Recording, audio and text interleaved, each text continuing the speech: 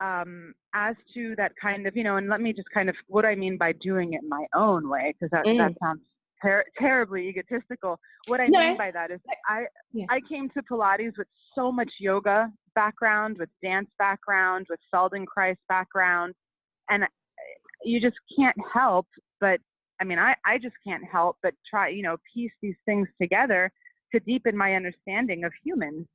So it's really not Pilates, or it's not about the yoga, it's not about gyrotonics, it's about the human. It's about human movement. And how do all of these different tools help us to deepen our understanding of our own movement, which in turn allows us to see more, right? The more awareness I have about myself, the more I can empathize, the more I can stand in someone else's shoes, or at least try to. So my advice for a new teacher, or how to, and it's not even new, but, it's like a constant thing that's evolving, is practice. Practice. You have to have a movement. You have to practice what you preach. Walk the talk. Don't teach an exercise if you don't know how to do it, if it's not meaningful to you.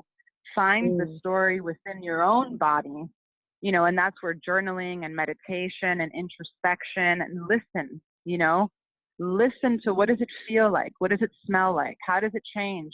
If you do a subtle, change something subtle, does that create a big change? Sometimes it doesn't. Some days it does.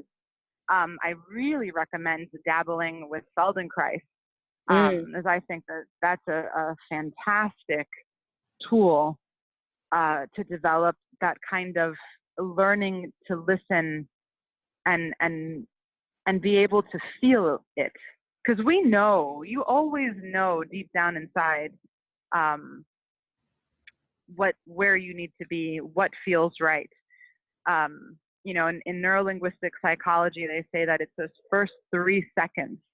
I think it's even less than that sometimes, where you have that first instinct, but then your mind jumps in and tries to rationalize, well, maybe this, or give him a chance, or, so the more we can engage in practices and experiences where we can really just commune with ourselves and just be naked with ourselves, figuratively and literally, and get comfortable with what comes up and just notice it without having to say, oh, that's right, or that's wrong, or that was good, or that was bad.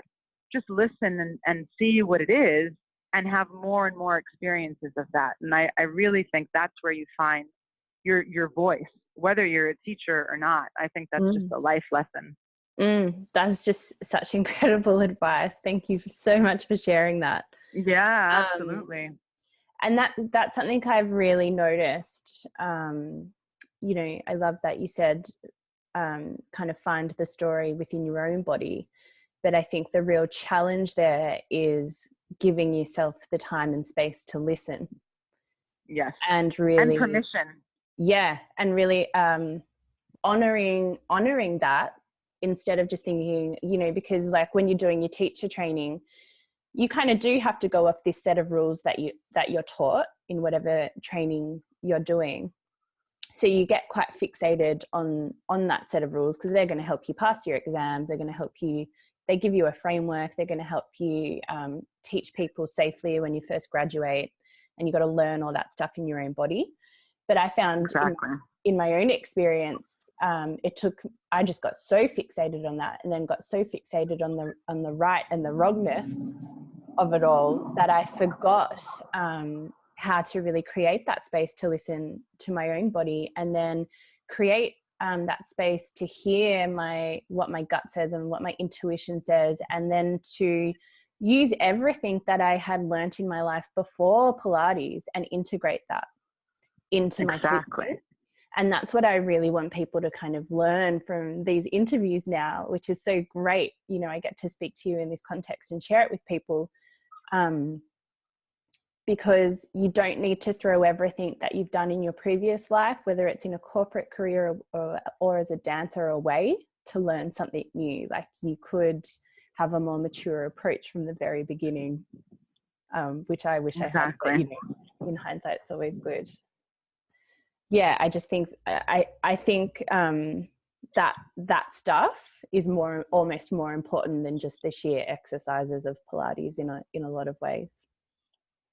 Well, that's what makes it come alive, right? So that it's not, otherwise it can be very inanimate, which is also okay, because again, I think there's a time and a place for things. There's a great Buddhist saying, you can't plant the seed until the soil is ready. So, you know, instead of saying, oh, I, you know, shoulda, woulda, coulda, saying, well, that's where I was at that point, and that's okay, because, and just becoming comfortable with what is. And at the end of the day, you know, it's just also about like, how does it feel? Does it feel good? All right, well, then it's probably fine.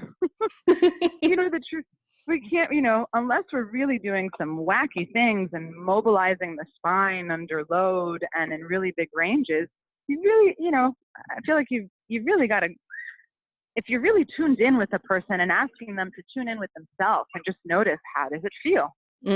What if you do more? What if you do less? What feels better? All right, well, then do that.